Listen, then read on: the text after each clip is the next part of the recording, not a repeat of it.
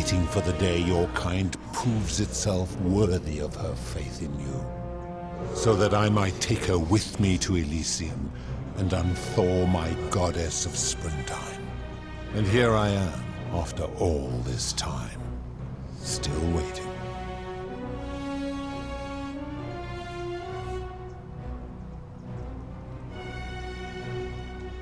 There were also gods who, like me, have been known by many names, but perhaps you knew them by their Roman names. Our leader, Jupiter, as well as Neptune, Saturn, Juno, Minerva, Mars, Venus, Apollo, Diana, Vulcan, Vesta, Ceres, and of course, my beloved Persephone.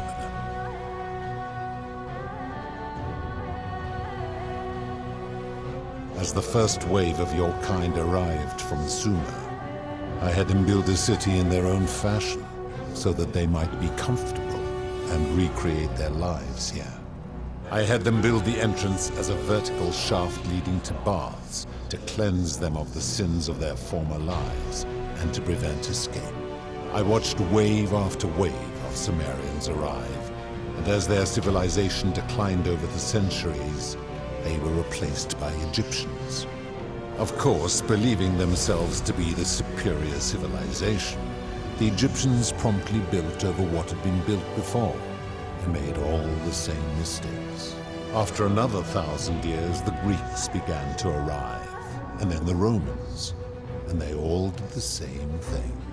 They built upon the underworlds of their predecessors, renamed their gods, and ensured their foundations were forgotten.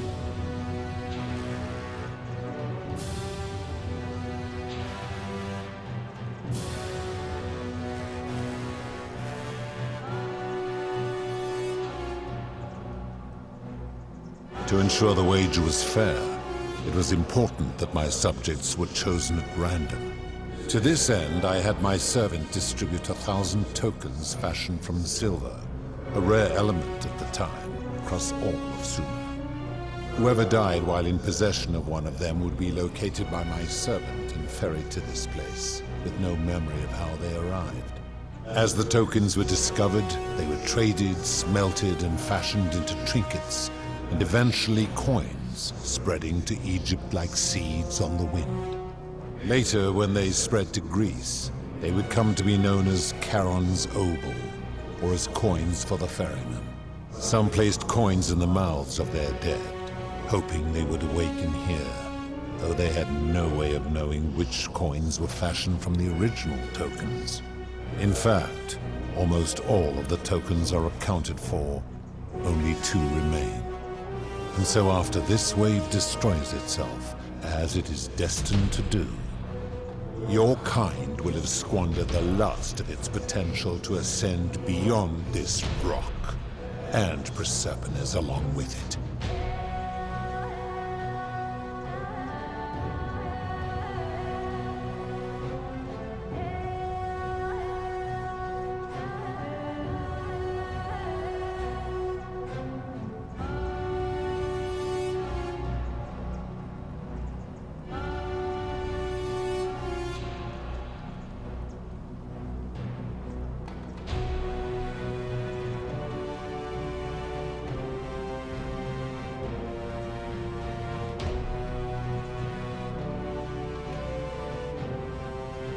It is a regrettable story.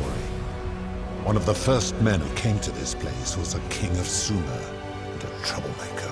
To be rid of him, I returned him to his people, on the condition that my servant erased his memories of this place. But the erasure did not take completely, and he told stories of this place as if describing memories of a dream. His tales were committed to writing, which came to be known as the Epic of Gilgamesh. His words were twisted and distorted over generations. Later, the Egyptians would adapt Sumer's stories of the underworld, making them wildly intricate and labyrinthine.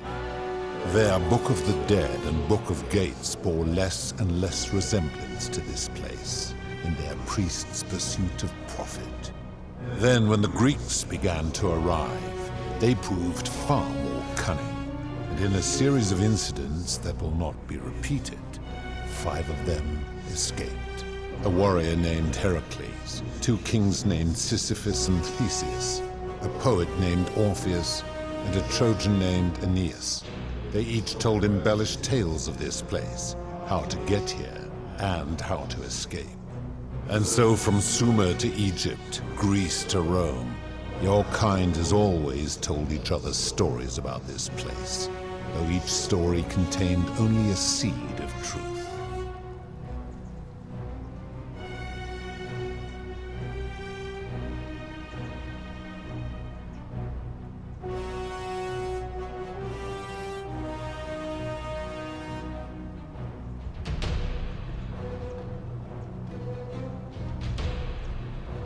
Of course. That is merely the name your people have given to it, but yes, it is my doing. That is a story dating back to the very first wave. After the Sumerians finished building their city, the self-declared ruler threw a banquet to celebrate. Now this man was unmarried, and many women were vying to become his wife. Prestigious position of power and influence in a new world. Of all the women, two were particularly ambitious. Both were beautiful, and both arrived at the banquet wearing eye-catching dresses and painted faces, their hair woven in elaborate fashion. The first woman, recognizing that she would require an advantage to win the ruler's affection, draped herself in jewelry, ornate necklaces, bracelets, and rings fashioned from gold. Seeing this ostentatious display, the second woman grew envious, for she had no such jewelry at her disposal. She prayed aloud to any gods that would listen to cover her in gold. And when her prayer went unanswered, she took matters into her own hands. While the others indulged at the banquet, the second woman summoned the first for a discussion in a quiet place. She checked that nobody was watching and pushed her rival from the top of the ziggurat, where she broke her neck on the rocks below. But I was watching, and I decided to answer her prayer. I took the golden bow left behind by Diana, and I shot that woman in the heart, covering her from head to toe in a layer of molten gold. And I left her to stand there, that she might serve as a grim reminder of what befalls those who sin in my domain. But that was not enough, for the entire city was tainted by her sin, and the wager could no longer be won. So I had no choice but to wipe the slate clean. I gilded them all, to make way for a new wave, and began the wager again. And to this day, each of them, and all who came after, line the halls of this city, inanimate but conscious, suspended in time with only their sight and hearing preserved, so they may bear witness to and lament the folly of your kind for eternity, as silent golden sentinels.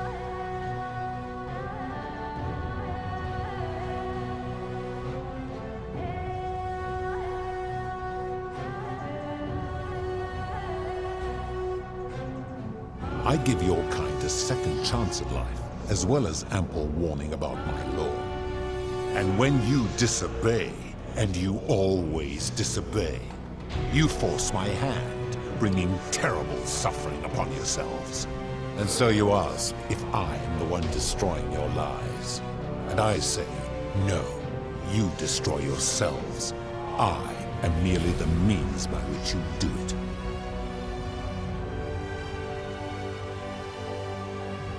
When my kin departed, they left behind many relics which I inherited. A consolation prize of sorts.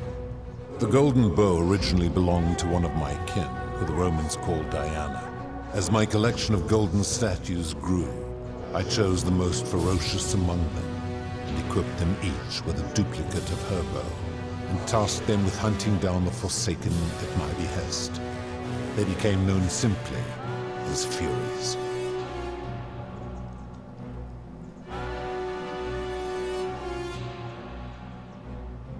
I've always considered that the cornerstone of morality is the ability to determine right from wrong on one's own.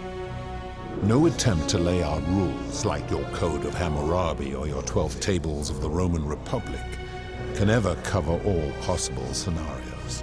This should come as no surprise to you, since the core principle has been expressed in many forms by many of your civilizations. The Egyptians made a rudimentary attempt with do to the doer to make him do.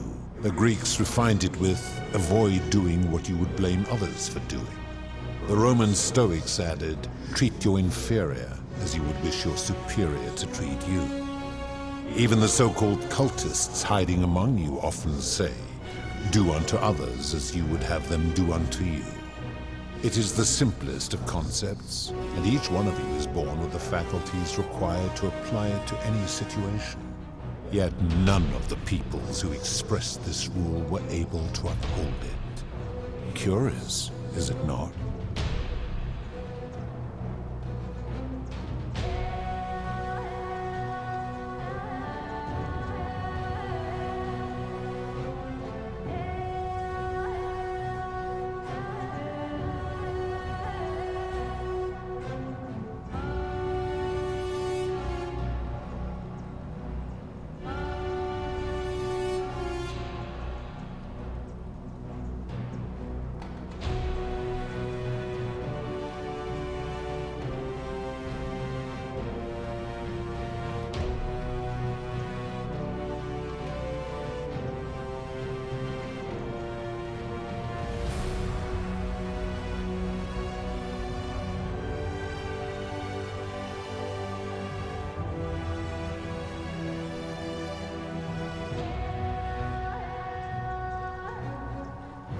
Enough. You clearly know nothing.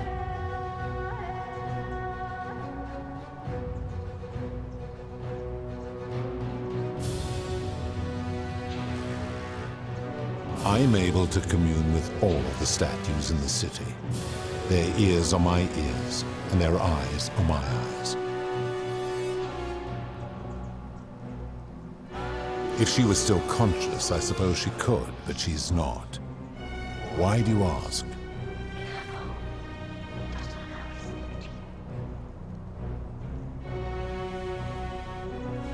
Then what an odd question.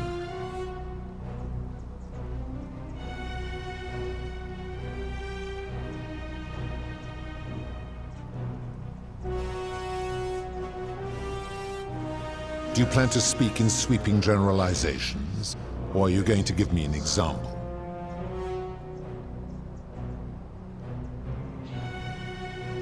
I have seen no such thing, but in any case, taking one's own life is a self-directed act.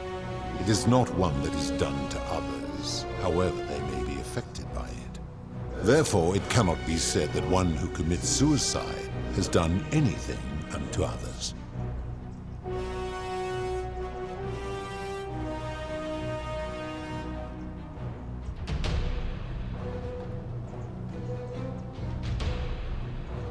Applying this rule always requires us to interpret the meaning of the words. The literal interpretation helps to minimize the...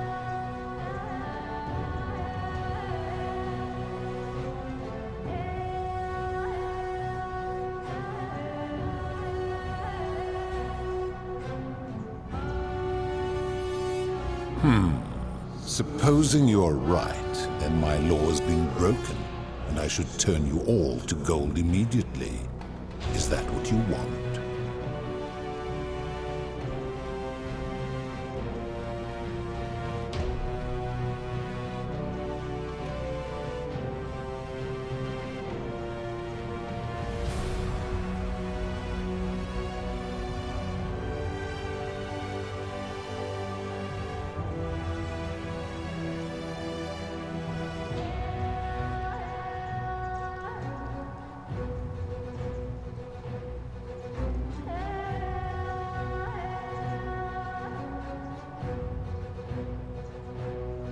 Then your desire to be right outweighs your desire to survive. You will make a fine...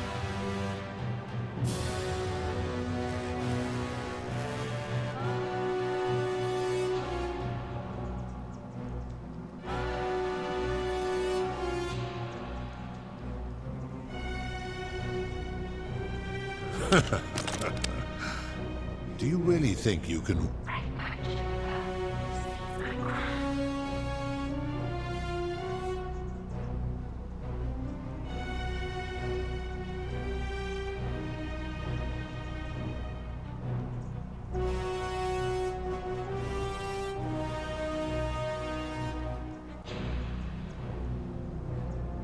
Pathetic. The many shall suffer for the sins of the one.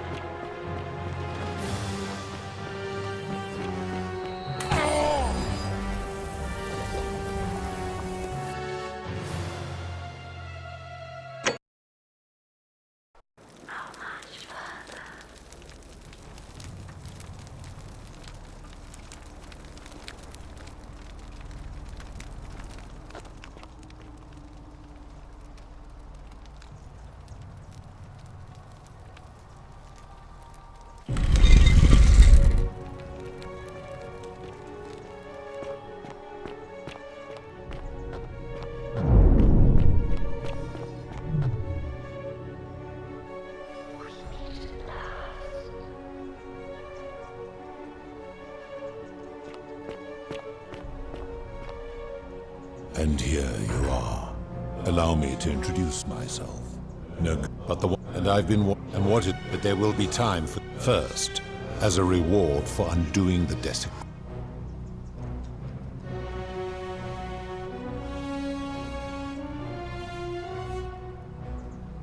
My story.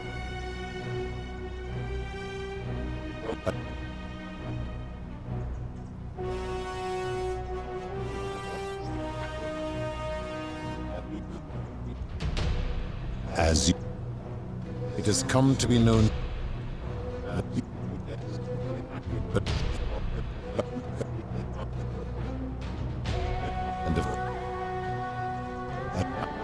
after they built upon the to whoever died while in possession of one of them would be located by my servant and ferried to this place. As the tokens were discovered, they were traded, smelted, and fashioned into trinkets. And eventually, later, when some placed coins in the mouths of their dead. In fact, almost all of the tokens are accounted for. Oh, your kind will have squandered the last of its potential to us.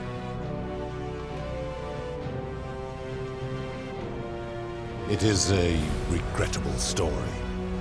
One of the first men who came to this place was a king of Sumer, and a troublemaker. To be rid of him, I returned him to his people, on the condition that my servant erased his memories of this place.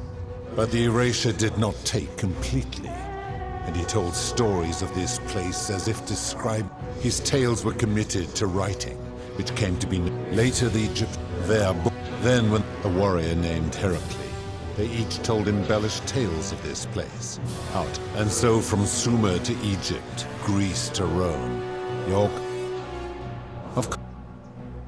That is... See? Well, she... But I took... And I...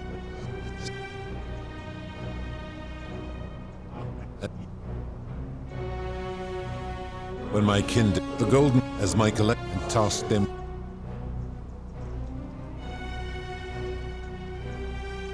I've always... It...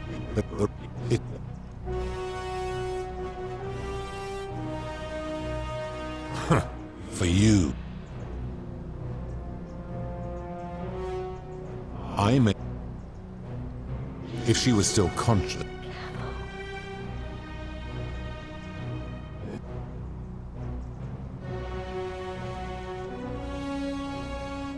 Do you plan...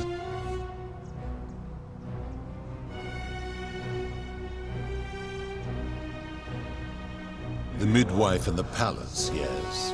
How is that inconsistent with the rule?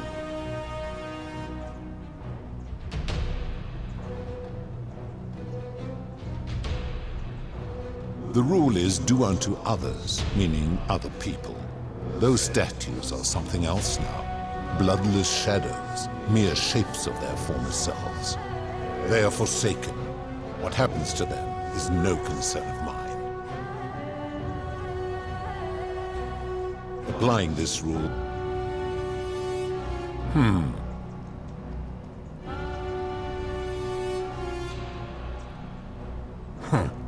Now tell me, what other sins do... I have seen no such. Taking one's own life is a self... Therefore...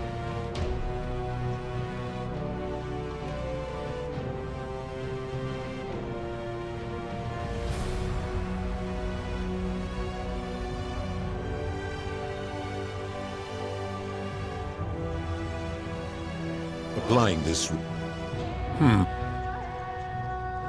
Now tell...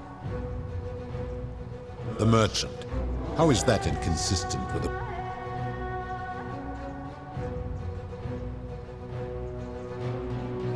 I disagree. Having watched this merchant, that is precisely what he would expect from others, and he would be quite capable of paying the price anyway.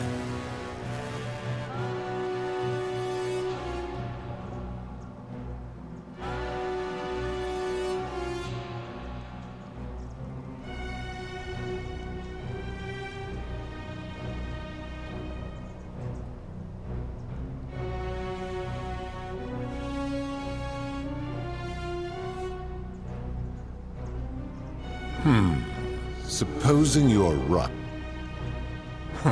Now tell me. You speak of the moneylender. How is that inconsistent?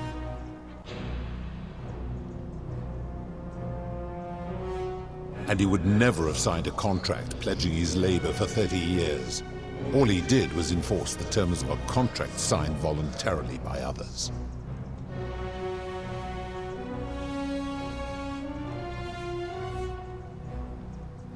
Now tell me, what other sins do...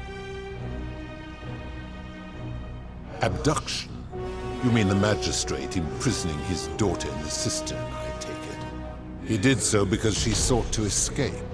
A sin I take particularly seriously. Better that he stops her from escaping, albeit brutishly, than I have to wipe out this entire city to punish her. Wouldn't you agree?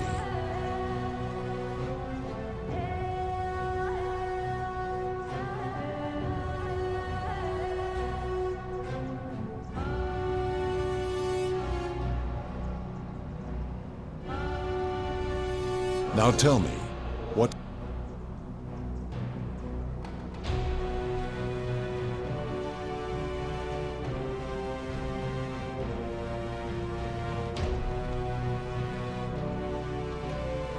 Do you honestly think you could do better?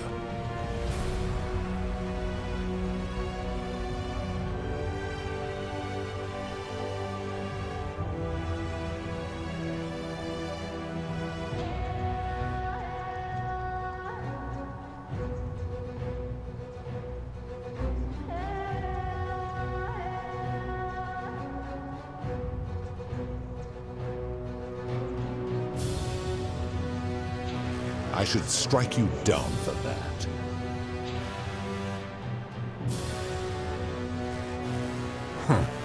Now, did you have any... Very well. Good. Then now it is time for your reckoning. Only, it seems, something is wrong. It has long been within my power to see into the hearts of mortals and weigh their deeds in life.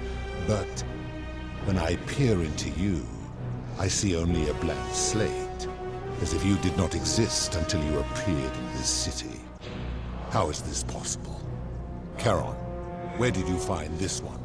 I do not remember ferrying you. How did you come here?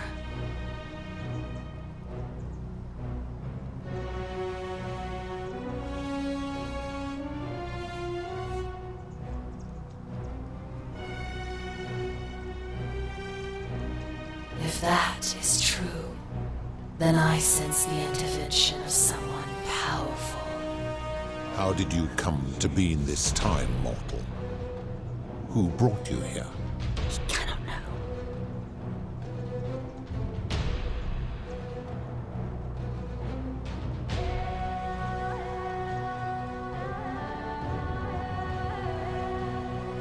I do not know. My kin departed long ago, and Proserpine has slumbered for 3,000 years.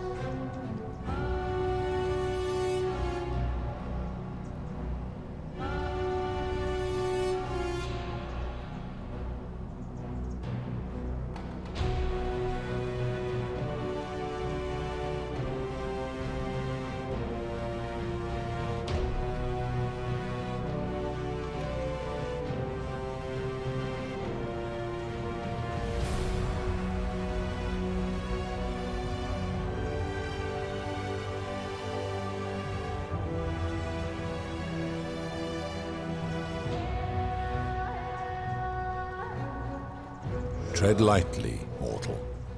Enough of this. It seems I will need to put your reckoning on hold. Why have you come here? What is it you seek?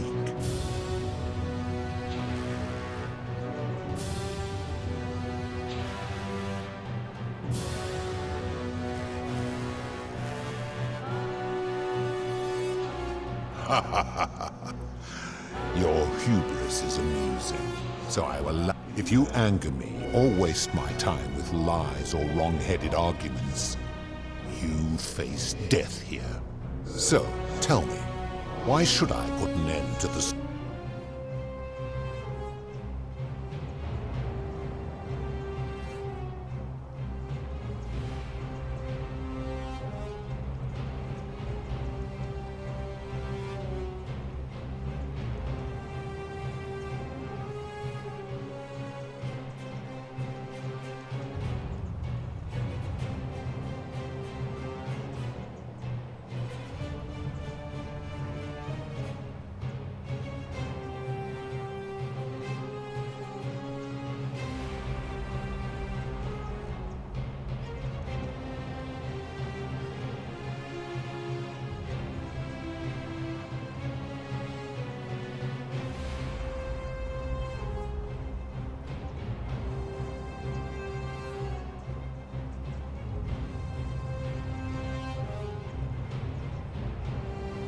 How so?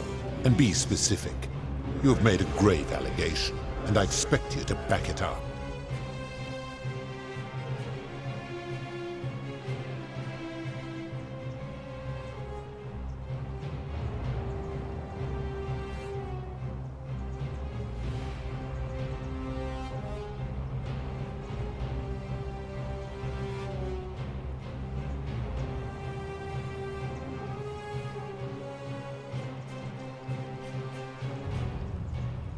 True. I have witnessed him doing that. He is a volatile and confused fellow, that one.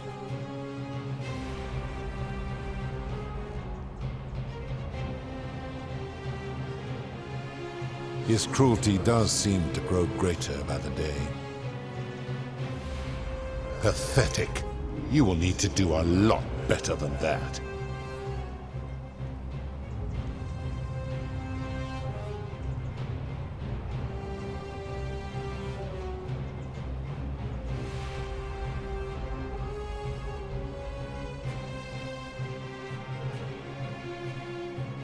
That is a very serious accusation, mortal. What sin have I committed? What evidence do you have to support it?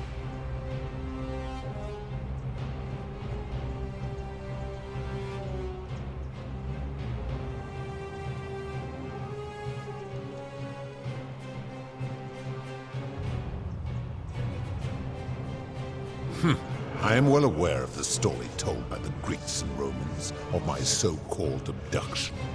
It is entirely unfair.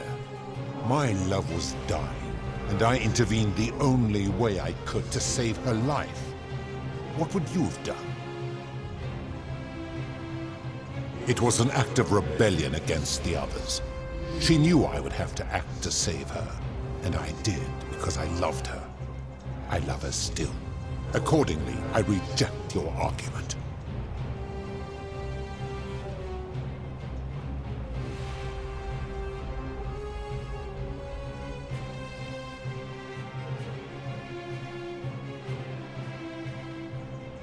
Every one of those people was guilty of failing to ensure their peers lived virtuously.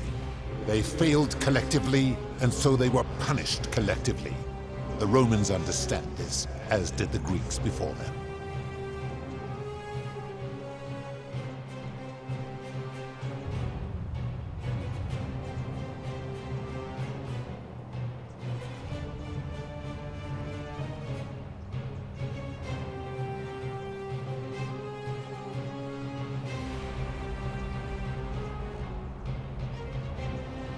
Ah, but I am a god, and you are a mortal.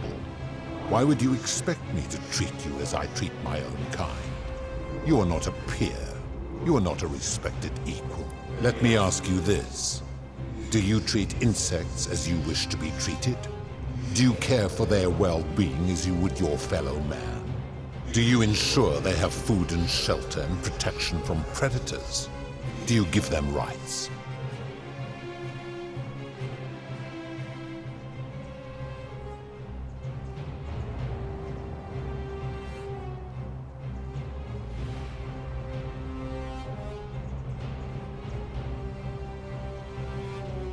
Of course not, because that would be absurd, just as it would be absurd for me to treat your kind as equals.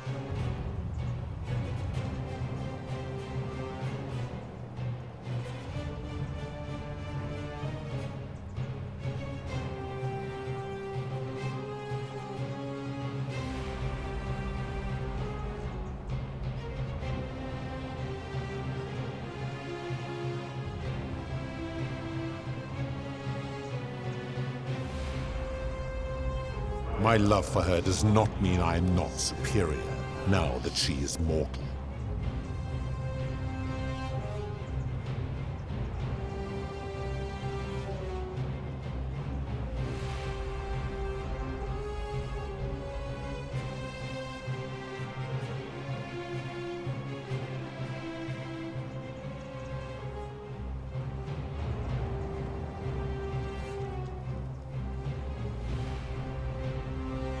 Where to begin? Our lifespans exceed yours by thousands of years, in which time we accumulate vast wisdom and a mastery of technology you cannot begin to imagine.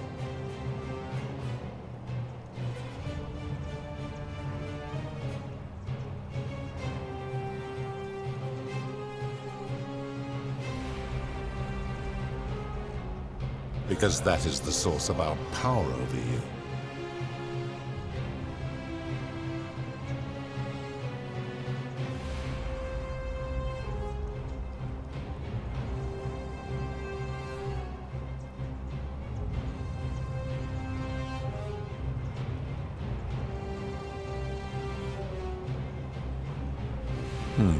You could say that.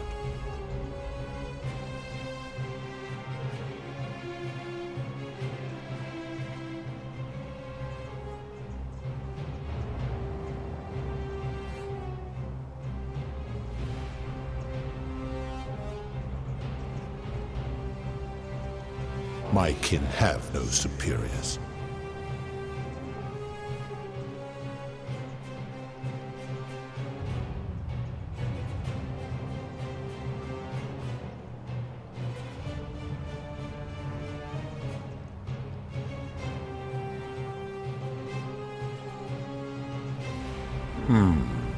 That is true. Go on.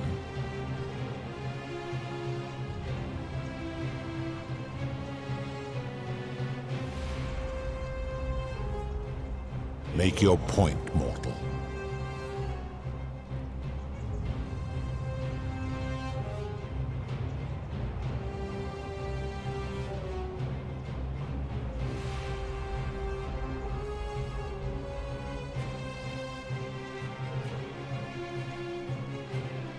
Let me ponder that for a moment. If you are right, then it would follow that all this time I have been in the wrong. But no, the very thought of it grieves me. How can I accept your argument when doing so would make me a tyrant and a monster?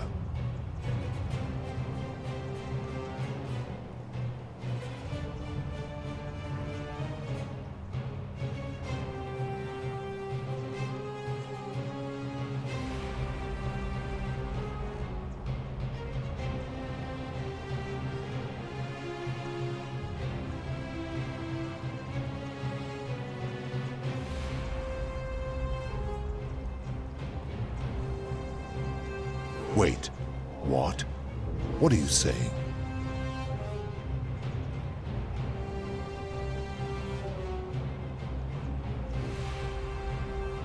You have spoken eloquently, and yet, if what you say is true, it follows that my wager was fatally flawed from the beginning. But that would mean Jupiter, Chrysobeda's father, who knew more about you than anyone, proposed a wager I could never win. Why would he do that?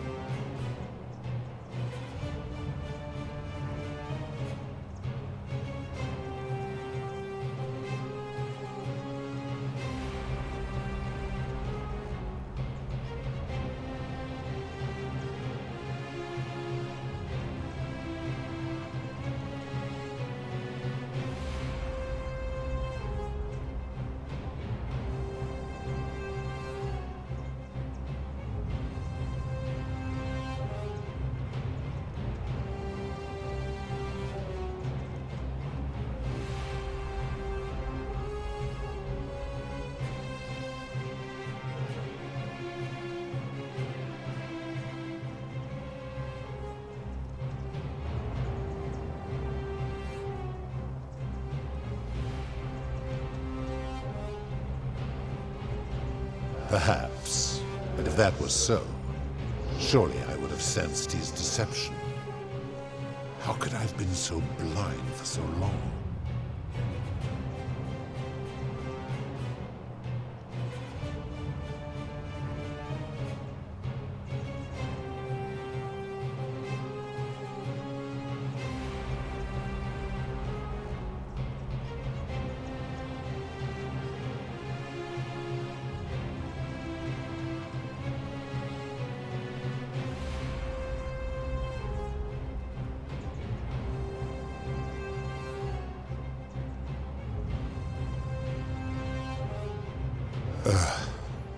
Your words sting me, mortal. But perhaps it is what I deserve. As difficult as this is to admit, I have suspected as much for a long time now. And I cannot deny it any longer. I've been so fixated on taking my beloved to Elysium that every time one of you sinned, it wore away my hope of being with her again. In time, I began to despise your kind for making her believe that you could ever be better than you are. But my rage was not born of malice. Quite the opposite. Everything I have done, I did because I loved her. Who knew this empathy of yours, which you celebrate so much, could have such a dark underside. This has gone on too long. It is time for me to let go of this form, of her, of all of you. But know this. If I abandon the way Jern Lee for Elysium, neither she nor your kind may ever ascend.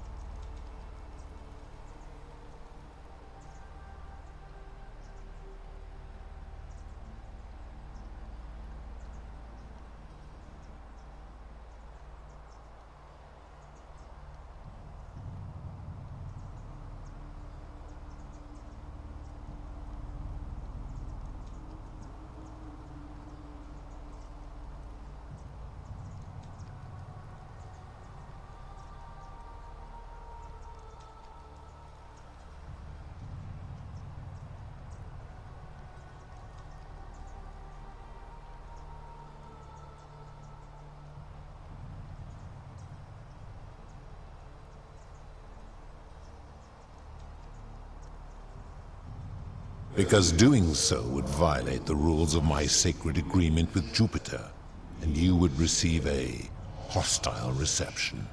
The best I can do is return you to the land of the living. I will have Charon make arrangements to ferry the others. But as for you, be aware you will be separated from the rest.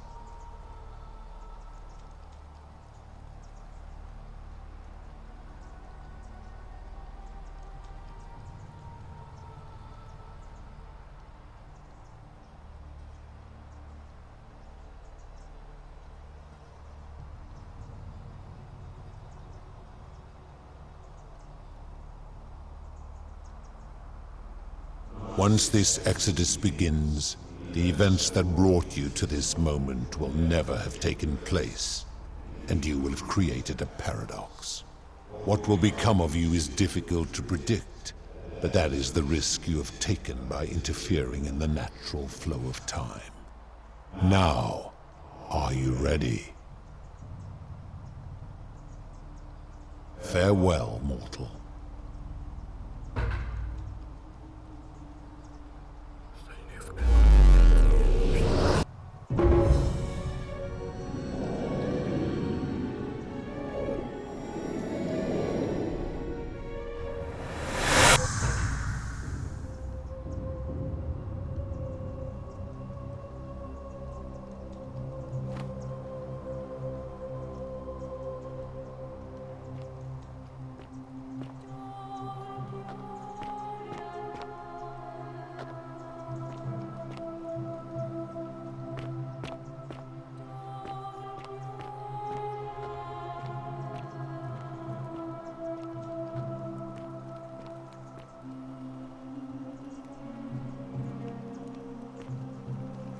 Oh.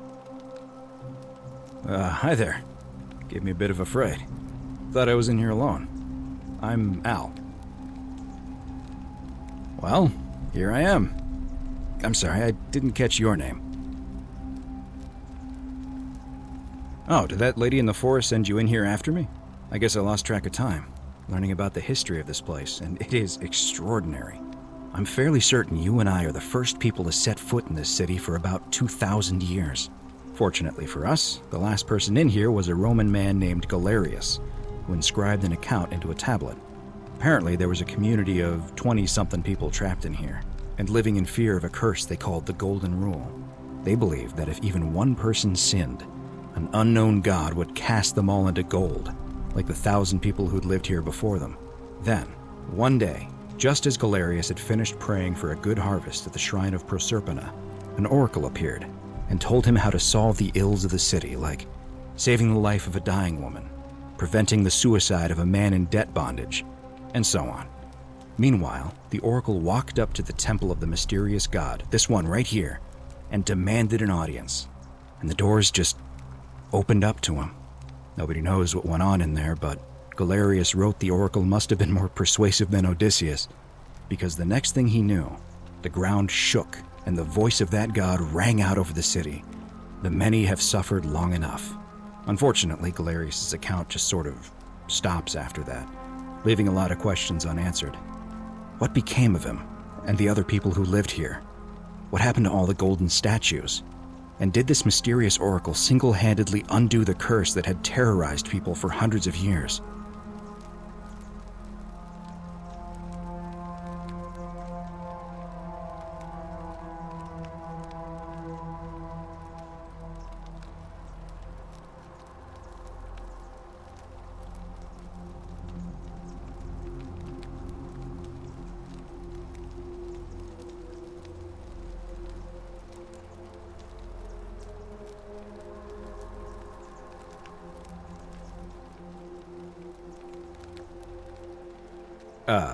What? Oh, anyway, I think I found a way out through the aqueduct that brought water into the city. Follow me.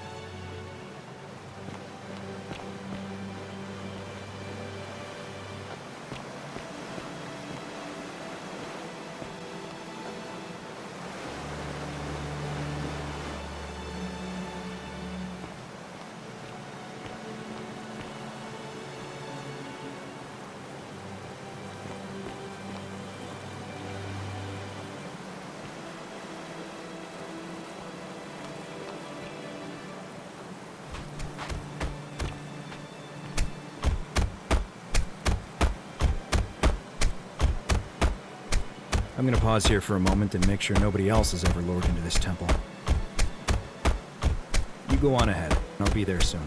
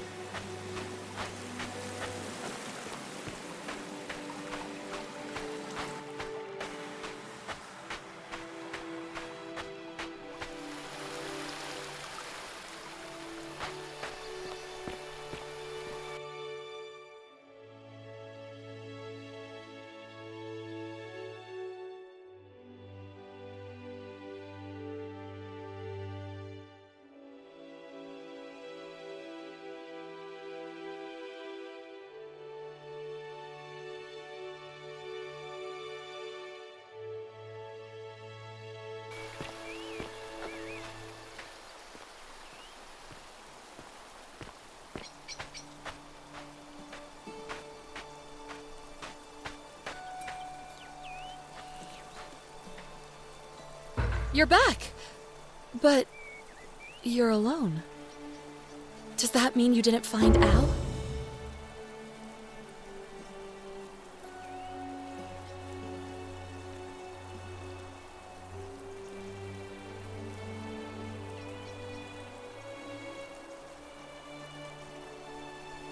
Oh, what a relief. Thank you so much. I was beginning to think you'd both become trapped in there. Why don't you tell me what you discovered while we wait?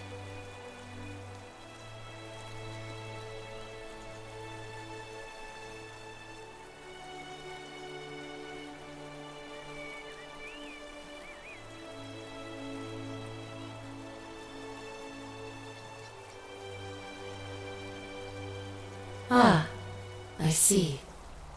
I thought you might. Well, now you know. I suppose you have questions. You can just call me Charon, if you like. I am sorry I was not completely honest with you when we first met. I do not enjoy deceiving people. Believe me, I do not. That most people find comfort in familiarity, in gradual change, and coming to see the truth in their own time. That you died, of course. You were dead when I brought you here. My role, as the servant of the god of the underworld, has always been to assist the chosen to cross the threshold from the land of the living to the land of the dead.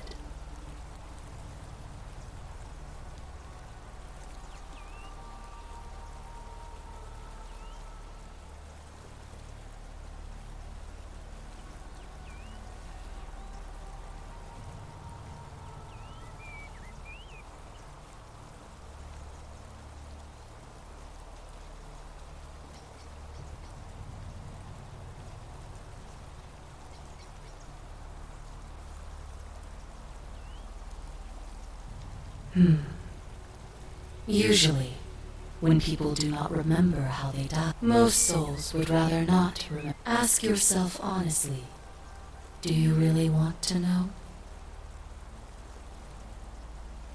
As you wish. You were murdered. You were exploring an old tomb when you discovered a cache of forgotten relics, including 2 silver coins of ancient origin. Unfortunately, as you emerged into daylight, you were set upon by 2 thieves. A nearby hiker saw the scuffle break out and leapt to your aid, trying to help you recover your bounty. You both fought bravely, but your assailants were armed. There was nothing you or your ally could have. He died instantly at the scene, and you followed. That man's name was Al Worth. You were each in possession of a sacred coin, called Charon's Opal by some, and so it was my duty to bring you here.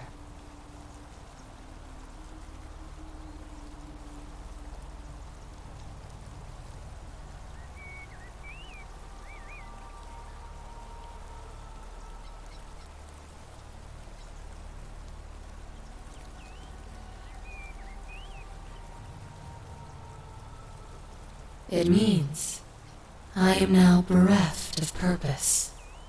There is nobody else to ferry here, nobody to keep you company. After 5,000 years, the underworld has finally run its course.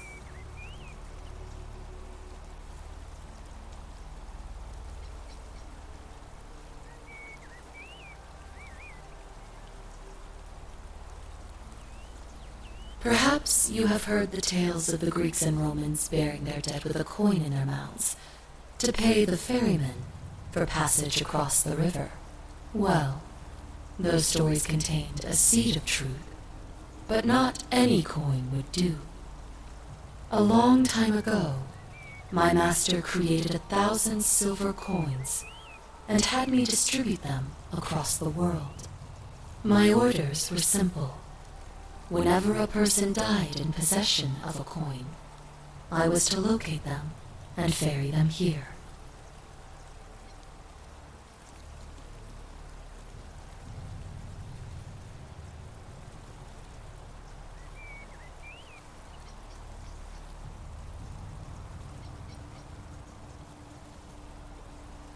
It means I am now bereft. There is nobody else to ferry here. Nobody to keep you company. After 5,000 years,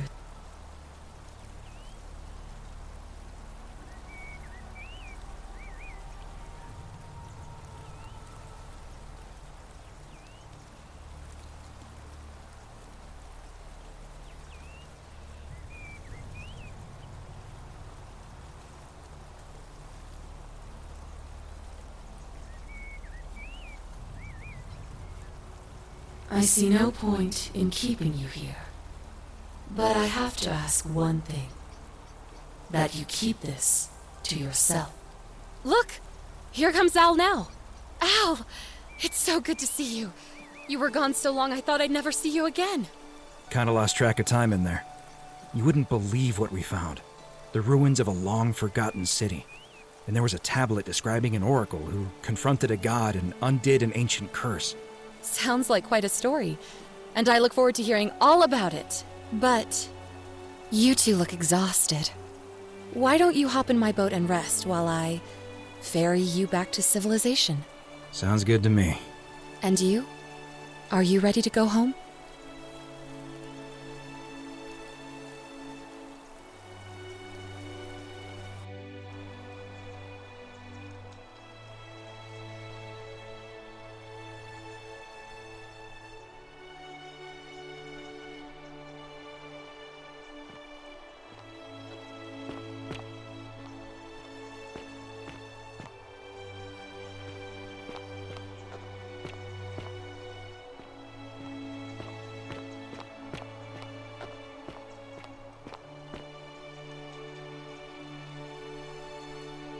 Hey, you made it.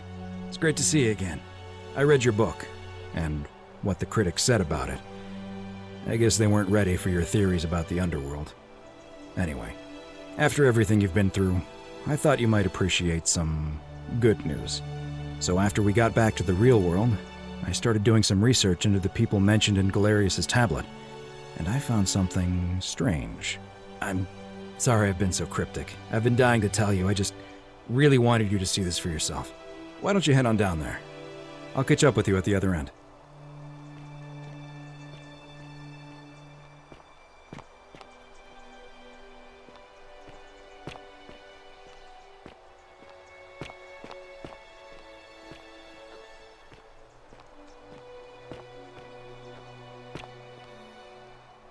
Oh, hello. There he is!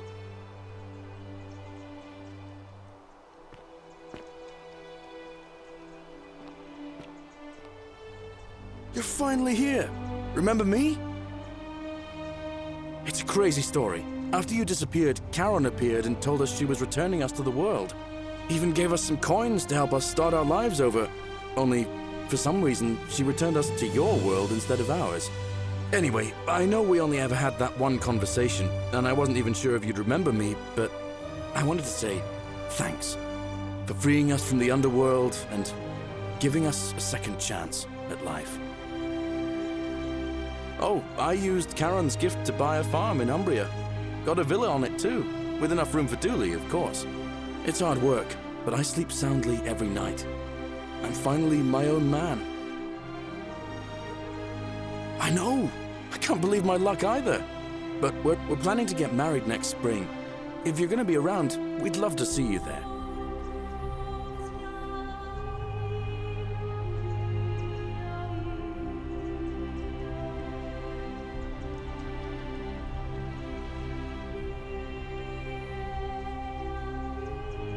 Of course, there's a whole museum full of people waiting for a chance to thank you, so you better keep moving. We'll speak again soon, my friend.